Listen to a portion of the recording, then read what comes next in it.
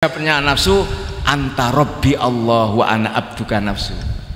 Engkau adalah Tuhanku Allah dan aku adalah hambamu nafsu. Berarti kesimpulannya nafsu hanya bisa dijinakkan dengan lapar dan dahaga. Makanya bagi Nabi mengatakan, ya ma'syarus syabab, wahai para pemuda, man istata'a minkumul ba'ata falyatazawwaj. Kenapa pemuda? Voltasenya masih 220. Masih pandangan hidup. Kalau kita kan udah perjuangan hidup. Mungkin ada yang pegangan hidup ya. Wahai para pemuda, karena nafsunya masih menggebu-gebu, man istata'a minkumul ba'ata falyatazawwaj. Barang siapa di antara kalian ya menginginkan untuk menikah, segera menikah. Ini Abi Jamrah mengartikan al-ba'ah itu bukan berarti nafkah zahir. Al-ba'ah ini adalah nafkah batin. Karena kalau diartikan ba'ah itu adalah nafkah batin, nafkah zahir, maka orang menikah nunggu kaya. Kaya dulu baru nikah. Ya kalau kaya, kalau enggak kaya masa nasibnya seperti gedondong dicepitkan lawang. Abi Jamrah mengatakan ba'a itu kemampuan untuk melakukan hubungan biologis. Karena kalau diartikan ba'a ini seperti banyak orang mengartikan adalah materi, akan bertentangan dengan hadis Nabi bersabda, utlubul rizqa bin nikah, carilah rizki dengan cara menikah. Nikah dulu baru kaya, tidak kaya dulu baru menikah. Pemahaman harus kita robah. Nikah dulu nanti akan kaya.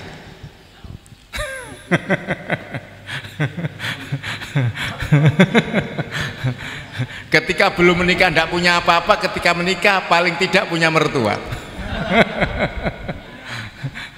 Punya anak ya kan, punya istri, masya Allah. Wa man lam yastati fa alaihi bisawm. Untuk mengatasi nafsu kita, maka Nabi menganjurkan untuk berpuasa.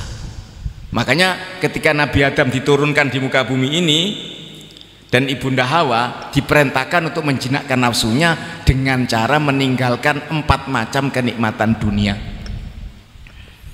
Yang pertama adalah makan, yang kedua adalah minum, yang ketiga adalah tidur, yang keempat hubungan biologis. Inilah kenikmatan dunia selama 30 hari 30 malam untuk menjinakkan nafsu. Dan kita kemarin Ramadan, masya Allah, kita berpuasa 1 bulan penuh ya, yang dilarang cuma 3: makan, minum, hubungan suami istri. Kalau tidur boleh enggak? Itu pun tidak seperti Nabi Adam 30 hari 30 malam non-stop. Kalau kita enggak, setiap harinya mulai terbitnya fajar sampai tenggelamnya matahari. Selepas itu boleh. Allahumma shalli ala Muhammad. Para hadirin yang dimuliakan Allah, sehingga tidak ada manusia yang tidak pernah melakukan dosa. Karena menghadapi rintangan-rintangan itu, yang pertama adalah setan, yang kedua adalah apa? Nafsu, yang ketiga apa? Dunia. Yang ketiga dunia. Dan dunia ini termasuk harta, tahta, wanita. Makanya dalam pengajian ini jangan sampai ya kelompok kita itu membahas tentang politik praktis seperti yang disampaikan tadi. Karena nantinya dunia ini akan menguasai kita. Ada misi-misi tertentu. Misinya bukan ngaji lagi, kampanye sesuai dengan pilihannya masing-masing. Ini bahaya, bubar nanti pengajian. di luar pengajian aja boleh, di luar sana. Karena saya yakin tidak semuanya sama pilihannya. Hadirin yang dimuliakan Allah Subhanahu wa ta'ala, khusus laki-laki ini sebenarnya, ini ngomongnya tidak enak saya. Khusus laki-laki ini sebenarnya godaan utama itu bukan setan, tapi wanita. Ini berdasarkan pengalaman yang pernah dialami oleh Nabi Adam alaihissalam. Nabi Adam itu tidak tertarik dengan godaan iblis untuk memakan buah khuld, tidak, tapi Nabi Adam tertarik dengan godaan ibunda Hawa. Begitu pula kita. Makanya sampean lihat orang-orang melakukan penyimpangan, korupsi misalnya, itu karena mbok dewornya yang aneh-aneh.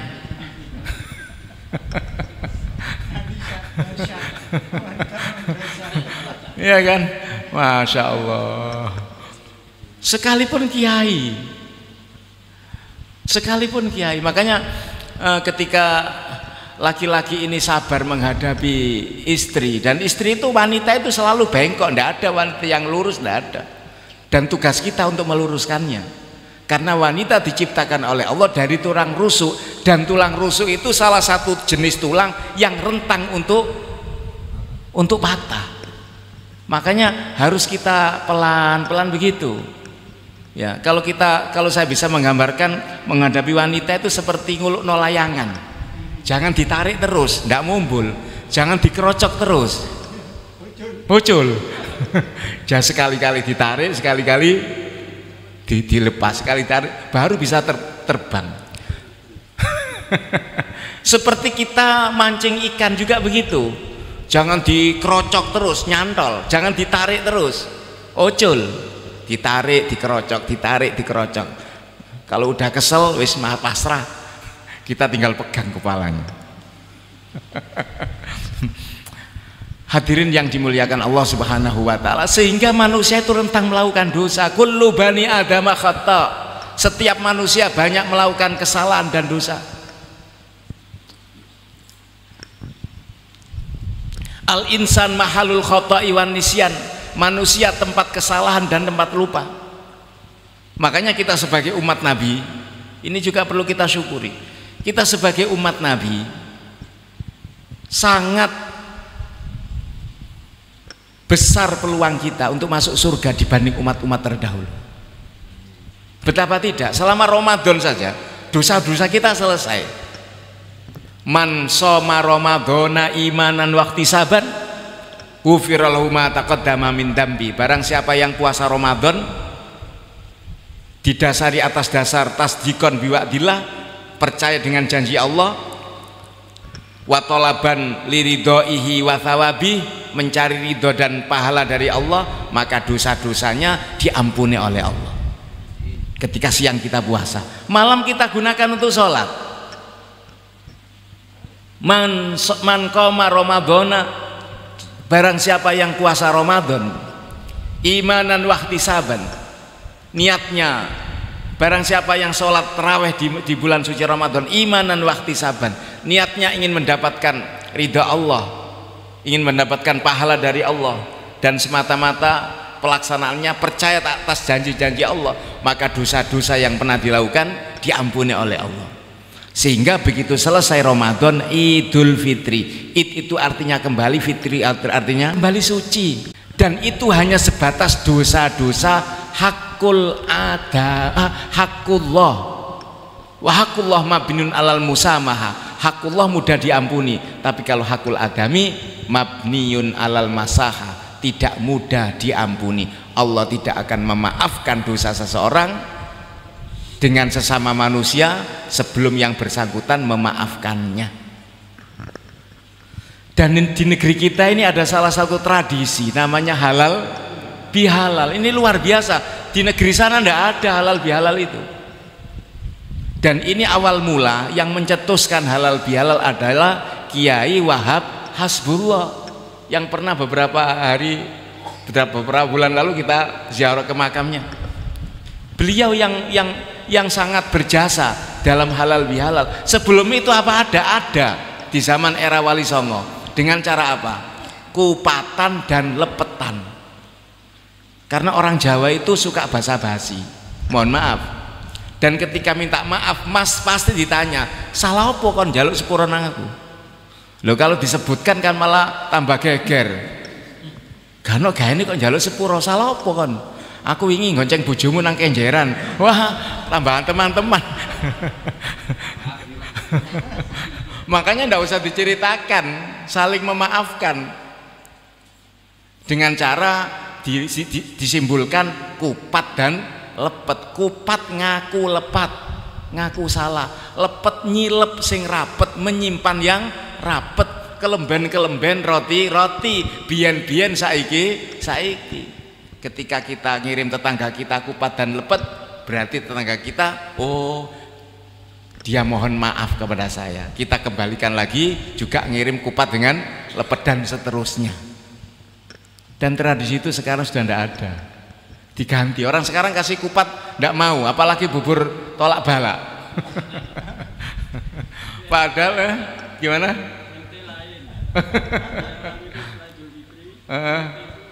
Ngirim menyediakan kupat gratis, masya Allah. Masya Allah, luar biasa. Dan itu bentuk saling memaafkan. Dan doa itu bisa dengan satu ungkapan, bisa satu perbuatan loh. Simbol. Makanya orang dulu itu kalau minta keselamatan tidak hanya dengan doa, dengan simbol. Bubur merah tengahnya putih, namanya bubur tolak bala. Itu kalau dicari hadisnya tidak nemu sampean. Babun fil bubur tolak bala itu tidak ada di hadis. Tapi apa tidak boleh kita bikin bubur tolak bala? Ya tidak apa-apa, tidak nyimpang karena tidak ada larangan.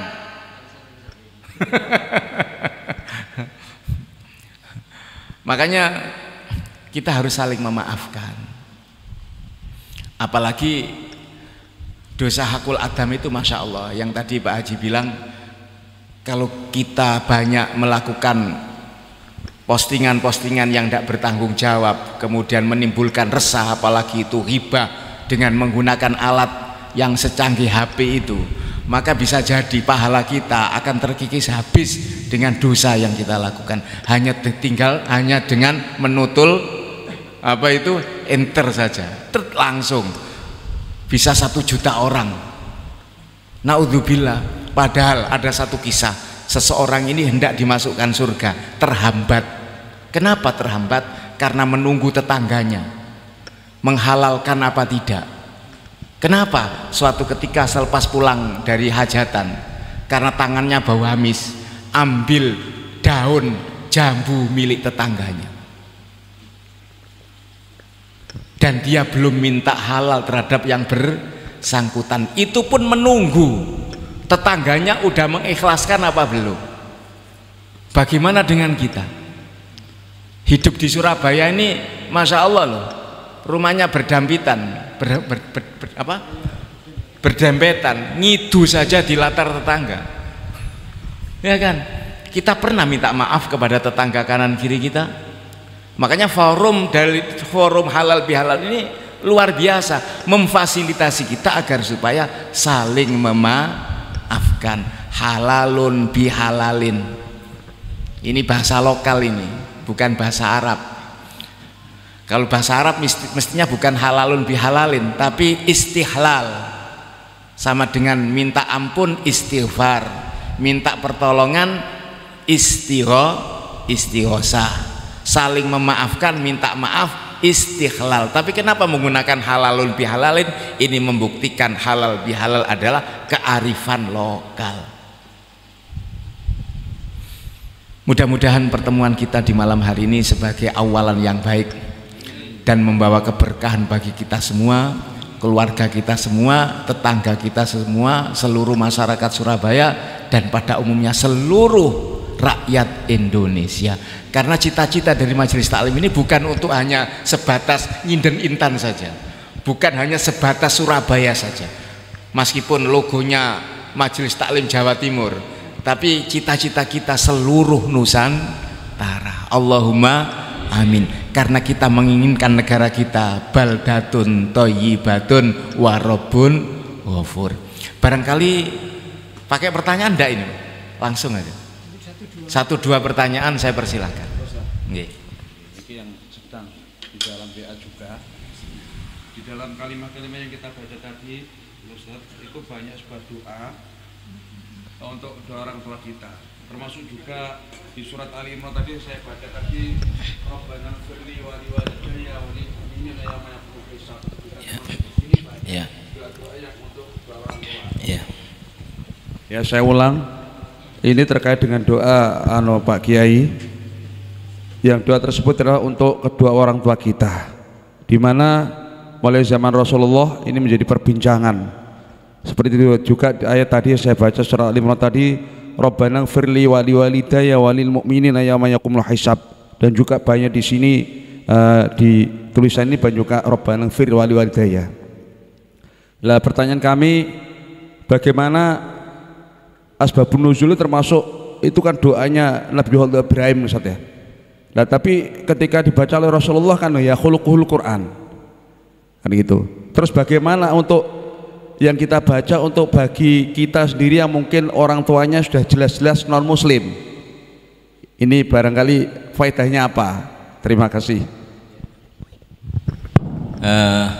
Perlu diketahui yang namanya azar, pembikin berhala di masa Babilonia, di masa Nabi Ibrahim alaihissalam, itu bukan ayah kandung Nabi Ibrahim. Ya, Azar itu sekali lagi bukan ayah kandung Nabi Ibrahim, tapi Azar itu adalah pamannya Nabi Ibrahim alaihissalam. Ini kita perlu paham ini. Karena ada beberapa kelompok menganggap bahwasannya nasabnya Nabi itu ada yang bukan muslim, seperti Nabi Ibrahim sendiri ayahnya Azar. Azar itu pembuat berhala, padahal itu adalah pamannya. Zaman dulu itu memanggil paman, Pak D, Pak Li itu dengan kata-kata bapak. Sama di Jawa kan begitu, bapak cilik jadi Pak Li, bapak gede menjadi Pak D. Apakah itu bapaknya? Bukan, saudaranya ayah. Begitu. Lah lantas bagaimana dengan orang yang punya orang tua bukan muslim? Apakah masuk dalam doa itu? Tidak. Tapi perlu diketahui, abaukum salas, orang tua kita itu 3 sebenarnya. Man waladaka, orang yang melahirkan kalian, yaitu orang tua kandung. Yang kedua, man zawwajaka, orang yang menikahkan kalian. Berarti siapa? Mertua, itu sama dengan ayah kandung. Yang ketiga, man allamaka, orang yang mengajari kalian. Siapa dia? Guru. Jadi kalau kita mendoakan orang tua kita, bisa jadi kalau orang tua kita kandung bukan muslim, mungkin mertua kita yang muslim. Makanya kalau kita punya orang tua yang masih hidup dan belum muslim, kita upayakan dengan segala cara, dengan doa, dengan apapun, agar supaya seiman dengan kita. Karena kalau tidak seiman dengan kita, maka akan terputus. Didoakan kayak apa tidak akan sampai. Jadi dosa yang tidak akan pernah diampuni oleh Allah adalah dosa menyekutukan Allah. Sebelum bertobat kemudian dosa itu masih tetap dan sampai meninggal, maka akan dijadikan sebagai bahan baku api neraka. Makanya tugas kita ini, ya ayyuhalladzina amanu, wahai orang-orang yang beriman, qu anfusakum wa ahlikum naro, jagalah diri kalian dan keluarga kalian jangan sampai masuk ke dalam api neraka. Kenapa? Waquduhan nasu wal hijarah, karena bahan baku daripada api neraka adalah manusia dan apa saja yang digunakan untuk menyekutukan Allah. Makanya harus kita jaga ini iman kita ini. Makanya Sayyidina Syekh Abdul Qadir Al-Jilani radhiyallahu an dalam kitabnya yang bernama Al-Hunyah, beliau mengatakan bahwasannya apabila kita melintasi satu tempat yang digunakan untuk menyekutukan Allah, untuk membentengi keimanan kita, membaca la ilaha illallah Muhammadur Rasulullah la ma'buda illallah, begitu. Tidak ada Tuhan selain Allah, Nabi Muhammad utusan Allah, dan tidak ada yang pantas disembah kecuali Allah. Manten. Ada yang tanya lagi satu pertanyaan? Orang tua Nabi kan zaman fatrah. Orang tua Nabi zaman fatrah. Artinya zaman fatrah itu zaman kekosongan, sehingga tidak ada istilah muslim dan non muslim, sama. Karena Nabi dan Rasul itu berlaku untuk kaumnya masing-masing. Nabinya orang Arab yaitu Nabi Ismail alaihissalam, itu nabinya orang Arab. Kalau nabinya orang Bani Israel lebih banyak. Bisa jadi di tanah Jawa dulu juga ada nabi di masa itu. Makanya mohon maaf ya, ada beberapa satu kajian bisa jadi si Buddha Dharta Gautama itu seorang nabi yang sudah diplesetkan oleh pengikut-pengikutnya. Berhala-berhala yang berada di sekitar Ka'bah itu dulu orang-orang soleh. Ketika orang soleh itu meninggal, tidak ada lagi, maka dibikinkan berhala. Ini biasanya kalau ada apa-apa minta doa terhadap orang soleh ini. Suatu ketika mati, terus gimana? Cari yang mana? Dibikinkanlah patung mirip dengan dia. Ini awal mula kesyirikan dan seterusnya. Lah antara Nabi Isa sampai baginda Nabi ini mengalami kekosongan Nabi, sehingga dikatakan zamanul fatrah. Makanya baginda Nabi itu kalau nasabnya itu semuanya beriman semua, tidak ada yang tidak beriman, karena dititipkan dari sulbi yang suci, dari mulai Nabi Adam terus. Makanya dalam dibak kan dikatakan kilau wa Adam, apakah cahaya itu Nabi Adam? Tidak. Qala Adamu uniluhu a'lal maratib, justru dengan cahaya itu Nabi Adam mendapatkan derajat yang tinggi. Kilau wa Nuh, apakah cahaya itu Nabi Nuh? Bukan. Ini Nur Muhammad dititipkan dari Nabi Adam ke Nabi Nuh, bukan ke Qabil, bukan ke Nabi Sis, tapi ke Nabi Nuh. Dititipkan dari orang yang suci sampai wujud dilahirkan baginda Nabi Muhammad sallallahu alaihi wasallam. Ngonten Pak.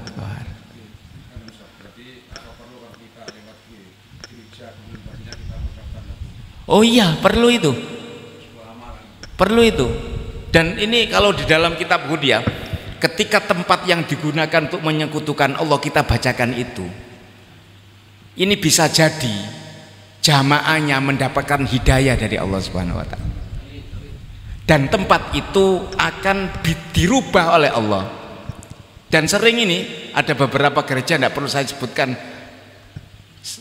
ada wihara juga, setiap saya melintasi itu saya bacakan itu akhirnya kukut, jamaahnya tidak ada. Karena mereka itu kan kelompok-kelompok kan, mohon maaf ya, kayak Betani, kelompoknya Betani, kayak jamaah gereja apa namanya Jawi Wetan ya jamaah itu. Tapi umat Islam kan tidak. Makanya saya sangat sedih sekali ketika ada masjid itu dikelompok-kelompokkan. Masjid ini, masjid itu, tidak perlu saya sebutkan. Oh, kamu sholat di mana? Di sana. Berarti kamu loh. Islam itu satu. Al-Islam ya'lu wa la yu'la alaih. Kekuatan Islam itu ketika bersatu. Makanya dalam Islam itu ada sholat 5 waktu berjamaah. Ini tujuannya apa? Hikmahnya salah satunya agar supaya bersatu. Ini setiap hari, ada setiap pekan di hari Jumat. Ada yang levelnya seluruh dunia ketika wukuf di tanah Arafah. Ketika kita di Mekah sana, berbagai macam tata cara ibadah yang dilakukan oleh orang-orang Muslim sedunia. Ada yang takbirnya itu begini, ada yang begini, ada yang tidak pakai sendakep, ada yang macam-macam, ada yang pakai kunut, ada yang tidak. Kita tidak protes, bisa biasa-biasa saja. Tapi kenapa ketika kembali ke kampung halamannya masing-masing kita tidak senang dengan orang yang berbeda dengan kita? Ini kan masalah sebenarnya. Makanya setan itu tidak akan bisa mengeluarkan orang yang beriman menjadi tidak beriman. Sangat sulit sekali. Tapi setan sangat mudah sekali untuk memecah belah umat Islam. Sekarang saja dengan adanya suhu politik yang memanas ini, makanya jamaah kita ini kita eman lah, jangan ikut-ikutan, karena tidak jelas semua. Ya, tidak ada partai yang mewakili umat Islam secara utuh, tidak ada. Ini sudah mulai, kalau kita bicara politik, tidak apa Pak Haji ya, tapi bukan politik praktis ini. Semenjak zaman Pak Karno dulu, ketika Ki Hasyim Asy'ari membuat satu partai yang khusus untuk wadahnya suara umat Islam, namanya MASYUMI, Majelis Syura Muslimin Indonesia, ya dibubarkan. Karena kalau itu kuat umat Islam, ibaratnya ya, waktu itu kita pegang ayamnya, baru kita sembelih, urusan bumbu urusan belakangan. Tapi kenyataannya ayamnya belum kepegang, bumbunya gegeran. Dan itu berlanjut ketika zaman Orde Baru. Ya nggak perlu diteruskan lah. Saya kira pertanyaan berikutnya dilanjut. Assalamualaikum warahmatullahi wabarakatuh. Sedikit kaitannya dengan kupat dan lepet tadi. Memang beberapa waktu yang lalu istimewanya MT ini kita pesta kupat dan lepet itu online Ustaz. Karena Pak Heri hanya WA siapa yang membutuhkan supaya mendaftar, dan akhirnya sore hari lepet dan kupat itu datang ke rumah masing-masing. Hebatnya di situ. Iya. Yang kedua kaitannya tadi dengan politik prasedia. Saya ini ada kelompok senam Ustaz, kurang lebih 60 anggota, sebagian besar ibu-ibu. Nah, ini memang sudah aturannya yang lalu, bertahun-tahun itu kita melarang aktivitas itu, tapi tiba-tiba kemarin itu memang ada anggota baru, dan dia itu share mengenai politik praktis, dan pinternya dia itu kan tahu ibu-ibu itu senang sama artis-artis.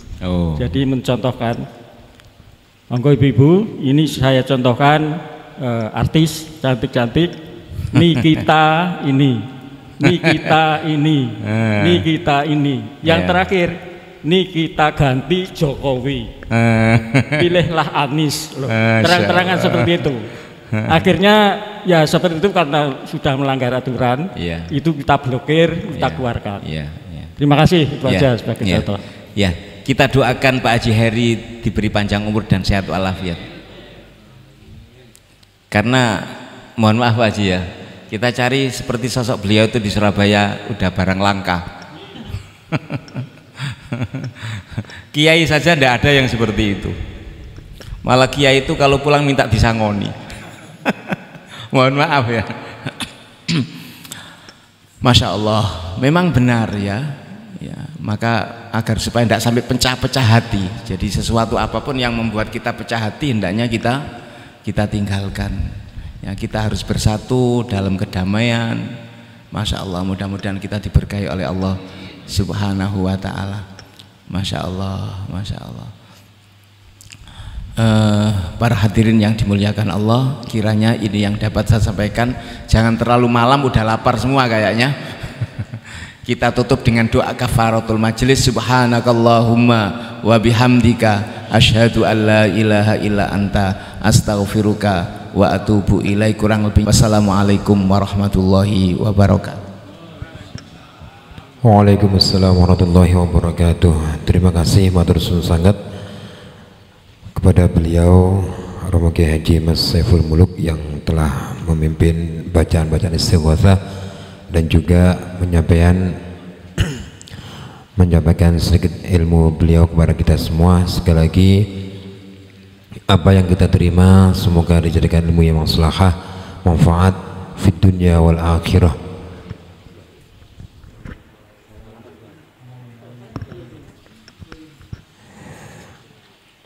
Amin amin ya rabbal alamin. Bapak Ibu jemaah sekalian yang dirahmati Allah, sebagaimana yang telah kami sampaikan tadi, bahwa acara yang terakhir yaitu bermusafahah, bersalam-salaman satu dengan yang lain, saling mengikhlaskan, saling memaafkan, dan ini insya Allah nanti diawali dari ruang yang bagian dalam.